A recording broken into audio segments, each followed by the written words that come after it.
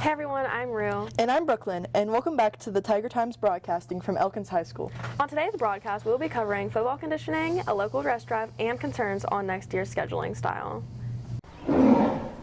Every Wednesday, the football team hosts a conditioning program called the Breakfast Club. Potential Tiger athletes will arrive at the school at 6 a.m. on every Wednesday. Breakfast will be provided after conditioning.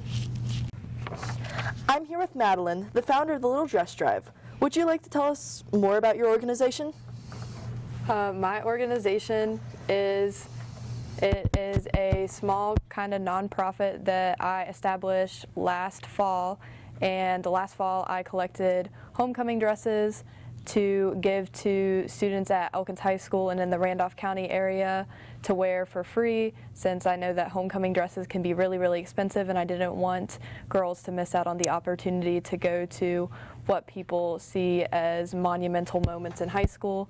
And now currently I'm doing a collection for prom dresses, and I'm also doing a collection for accessories like shoes and purses and formal jewelry. So yeah, that's what I'm doing right now.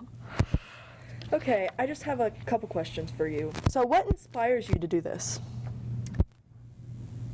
I would say I wanted to do something good for the community, but I also wanted to do something different that might not be something that people would normally think of. So I think that's kind of the main thing, is I wanted to help people in the community. And I especially wanted to help people that were kind of like me, like I'm a high school girl, they're people I can relate to and things like that, so it made the cause that much easier to understand. What is the main goal of the drive? So the main goal of the drive is just to provide anyone who needs formal wear for a dance with that free of charge. So whenever we collect all of these dresses and things, what we did for homecoming is we put them into a classroom here, and girls could just go through and choose something to pick out, and multiple people went home with things. So my goal is that no one who needs something goes home without it. So if we don't have something right away, then we can try to look to the community to find something that works for them. Okay. And is there any important information you'd like to share? Donate your dresses and your shoes and your purses and your mom's shoes and purses and everything. And also, if you want more information, you can follow the Little Dress Drive on Instagram and Facebook, and that's where we have all the updates for everything. Okay, thank you so much. Thank you. Students are concerned on the possibility of schedules changing to 8 periods instead of a 4-block schedule. Some are saying the change would cause a poor effect on their mental health, with more work and less time to do so. While this would give teachers less time to prepare for more classes, students would have the opportunity to take more classes. Let's see what the halls have to say. Today we're going to be talking about the period versus block schedule. So what are your thoughts on that? I don't like it. Why don't you like it? It's going to make it harder for doubling up on classes like Spanish and math. And certain college classes are going to be messed up because you're taking them for a full year. And I'm going to have 8 college classes for snow day packets, so. Yeah, that's a good point.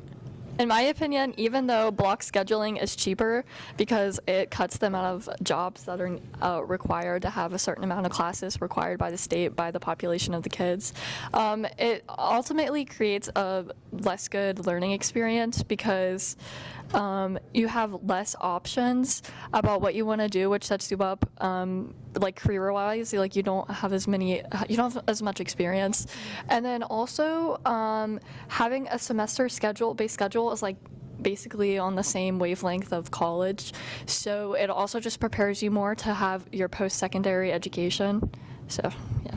So I have mixed thoughts. I can see the good in both sides.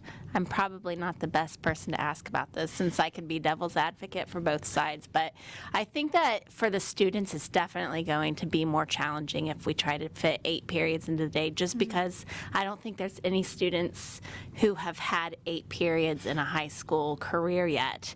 I think that they've already flushed out of the system, the ones who have been around for 8 periods, and it can be really taxing when it comes to homework, when it comes to class changes and just mental fatigue.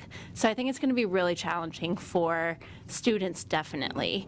Teachers, I think, will have a little bit better time with it. In the case of, we would just double the days that we would normally use for a lesson. Instead of it taking 1 day, we would just make it 2 days. So it wouldn't be as big of an adjustment for us as it would be for students. So I do worry about it when it comes to you guys. Yeah. Thank you. Yeah.